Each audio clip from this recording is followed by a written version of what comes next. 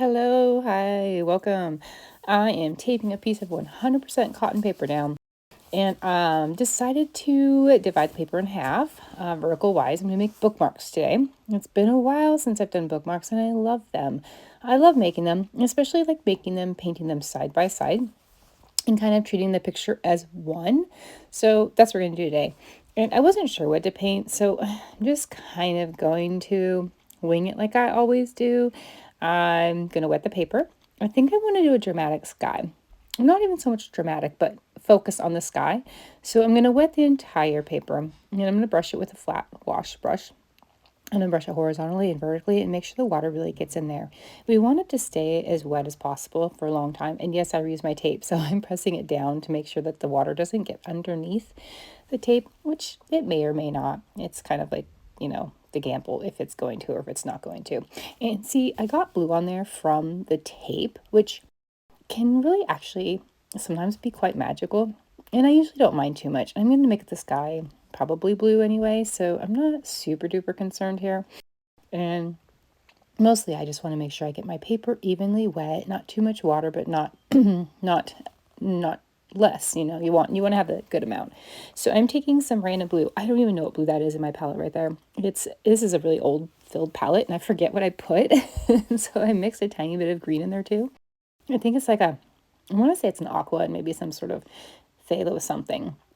Anyway, I am using a round Polina brush right now, and I am going to kind of dance the brush across the page in a way that I found that works for me. I'm not sure if it works for everybody else. I don't really know how to describe it too well.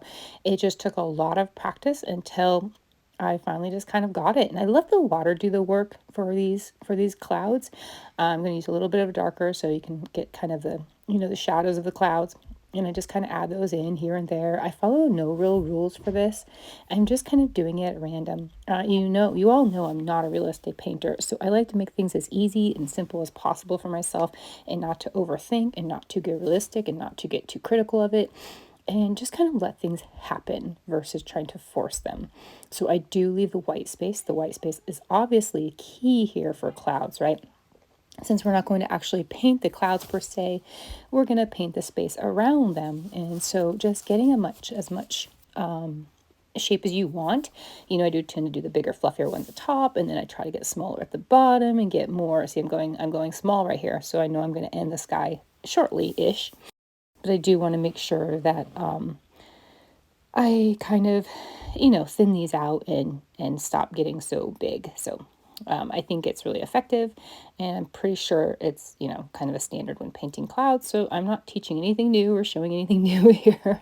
Now I'm just going to feather everything at the bottom. So it kind of almost drifts away into sort of not nothing, but kind of fades out, right? So the drama is kind of up at the top, and kind of the rest is just, a player in the game, so to speak.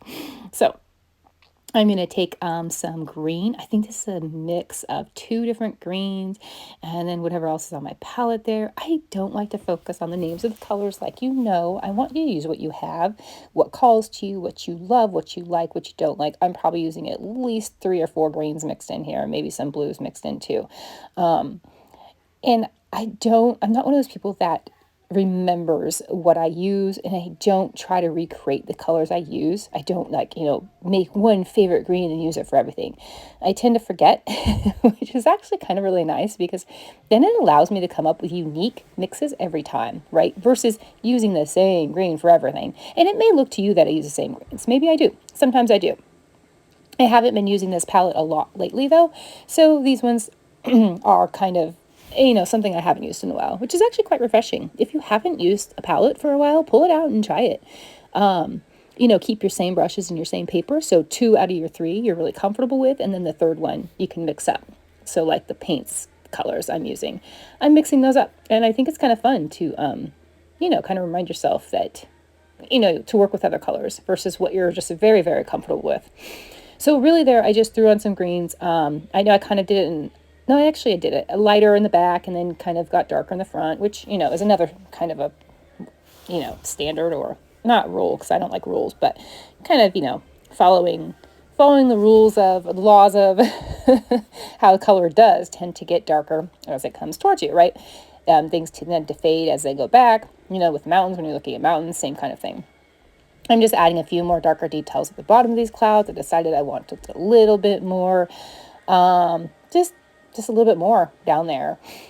But I am keeping it small, like I said before, and I will need to blend that in. My paper is still wet, but it's not as wet as it was in the beginning. As you can tell, that blue is not moving so much. So now I'm going to take a brush and I'm just going to kind of move it around. And I love doing this. It's so magical as long as you don't bring too much water, right? And then all goes to crap. So just make sure your brush is not too wet when you're doing this, because some of your paper will be drier than it was, right? And so you don't want to introduce more water at this time. All right, so let's dry it all. And then we're gonna make some more trees. I've been hooked on this tree thing lately, not just my old pine Christmas style trees, right? I've been now hooked on these deciduous trees. Last week's tutorial was a tree tutorial, just like these little trees right here. So I layer a light layer, a greenish yellow. I like to drop in orange. And then after the orange, I usually like to drop in a darker green and maybe even a darker. So I usually do about 3 or 4 colors of the same. Of this, I do 3 or colors. So I start with a lighter, I go with a medium, and I go with a darker. So technically you can get away with 3. I probably end up using more like 3 to 6 colors, just dropping them in. And then when I do the trunk, I'm introducing another color, and it's usually sepia. Sepia is usually the color I use for my trunk. I'd also use Van Dyke brown. I would also use tree bark, which is a Masha color I absolutely love, and it granulates, so it adds to the foliage of the tree. So I love that part about adding the trunk when it's still wet, so that you get that extra depth from that paint, right? So that brown's going to now leak into my tree and add some shadow underneath there. And that's typically where the shadows of a tree sit anyway, at the kind of the base of the foliage. It's a hard word to say when you overthink it. It's funny because I listen to a lot of tutorials on Skillshare as well. And a lot of them, English is their second language. So they'll enunciate things really quite differently. And so then I get it stuck in my head.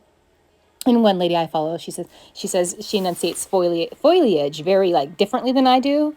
I'm so used to just saying foliage, and hers is very different. So I'm confusing my way and her way and making this new little way up. But anyway, I really do. Excuse me. There's a lot of smoke in the air, so my sinuses and my congestion is just kind of all over the place right now. Sorry. And so if my trunk does happen to dry up, I will sometimes drop a little more sepia or brown down at the base of the trees and kind of spread that around. Just give it some more shadow down there. And, it may look fake and too placed and too this or that. But, I'm not going realistic here. My sky kind of looks like a playful story kind of a sky, right? And so does the ground with the glow coming in these trees. So I'm not going for the realistic, and you don't have to either, or you can do whichever one makes you happy, right? If you're looking at this and goes, wow, it looks like a cartoon little tree and scene and stuff, then do more realistic, right? What I like to, sorry, excuse my hiccup. I like to just give you a very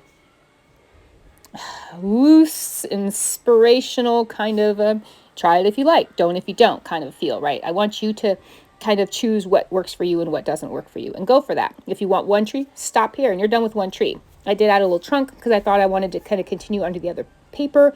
I'm treating this as one, right? And so I'm just going to pretend that little tree is going to peek over. What I'm doing there right there, instead of putting the paint right on it, I wet the paper first into a tree-like shape. And now I'm dropping the color in. You can do it either way. The first one, I did not do it that way. I went straight in with the color and made the shapes. Often I do like to do it the water way first. I feel like sometimes the foliage looks a little more organic that way. Less, kind of forced in. So do it either way. Try them both like I did if you like. This one I did use a little more orange. I don't like to use the same exact colors in the trees. I do like to mix that part up. These end up looking the same kind of, which is okay too. But often you'll go into an orchard, right? And all the trees are the same. If you're in an apple orchard, of course, they're all going to look the same. Walnut orchard, same thing. So if you want your orchard to be the same, you can do that. If you'd rather be in a wild field where the trees are random, then do that too.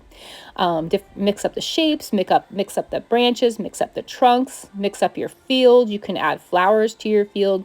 Your field can be a darker color. You can have a stormier sky. You can have a dark sky. You can have a sunrise sky. You can throw in a sun. The possibilities are endless. really, I want you to make up your own possibilities, right? I'd love for you to take this as a like, oh, that sounds fun, but I have an idea. I want to do this, that, and the other. And that's awesome. But if you don't have any ideas, it's also awesome if you take mine and just do that if that's what you feel like it, right? So there's different stages, I think, in my tutorial taking days, because I've taken many, many, many, many tutorials. And I did honestly have to take a break for a while from tutorials. They can be a little frustrating, a little overwhelming, especially when you're newer, right? And you're learning your style and what works and what doesn't work for you, and trying to find out what that is and to make it work for you. And I really hope that you can't hear my children vacuuming, but you probably can. This is YouTube, so I'm going to go with it. I'm just going to talk over it. So my apologies in advance if you can hear that. They also have Kids Bop playing. It's incredibly annoying. But again, it's YouTube. It's a freebie. So I'm going to go ahead and keep on talking over it. All right, my third tree. Just doing the same thing. I want to keep that light though, so I'm just trying not to cover that up too much. I love that glow on that side of the painting. I'm just going to drop in the same color. I do try to keep the top left area of my trees a little lighter. That's where my light source is coming from. It happens to be the same in every single picture I do. So let's just go with that too, right? If you know your light source and you're very picky about that, of course you're going to want to adjust your shadows and adjust your coloring. But it's just me, and that's the way I paint. Anyway, so back to the tutorials. There'll be a time and a place, right, where some tutorials you'll be ready for. Sometimes you won't be. Sometimes you can come back in 5 or 6 months, or maybe even 1 month, and be like, I'm ready again. I can do this. I can adjust this tutorial to what I need it to be, right? Versus I have to do everything just like the tutorial and I can't do it. It's frustrating. I don't know how they do this. And oh my gosh, why don't they slow down? And they're talking too fast and I just don't know. And that's the way I felt, right? Sometimes they would speed it up and I would like, no, slow down. They would talk too fast. They would, I don't know. It was just really, really hard. And I don't want you to sit here and feel like you have to do every single thing the way I'm doing it. I really do welcome that you don't. But again, I welcome you to do what you need. If you need to follow everything at this moment in time, do that too, right?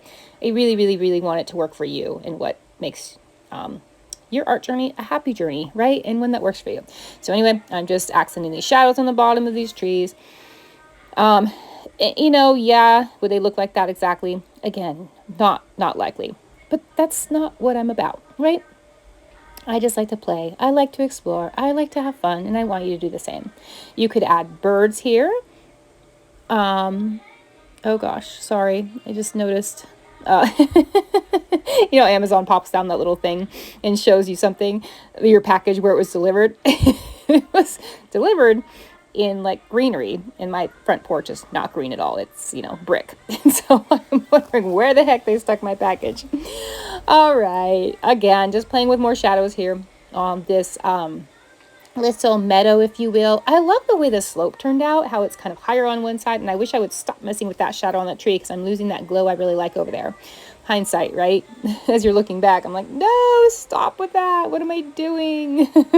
Often I'll add little grasses and just kind of spread that out so it looks less, less intentional, right? More just like, oh, that happened to be there and it happened to turn out like that. And so it's almost tape time.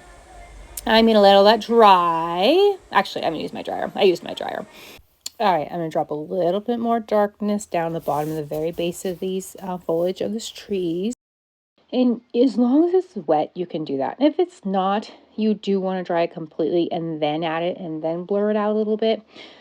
That weird area, the between area where it's not quite dry, but it's not quite wet enough to play with. You want to be careful during that stage. That's the one stage. So if you are in that stage, always let it dry completely and then go back in. All right, tape comes off. So I did paint this on a block. So now you'll want to take the paper off the block and I'll want to cut that in half. I want to bookmark. I just left it like this because I think it looks really pretty like this. So I'm going to leave like this for now. I really appreciate you joining. Thank you.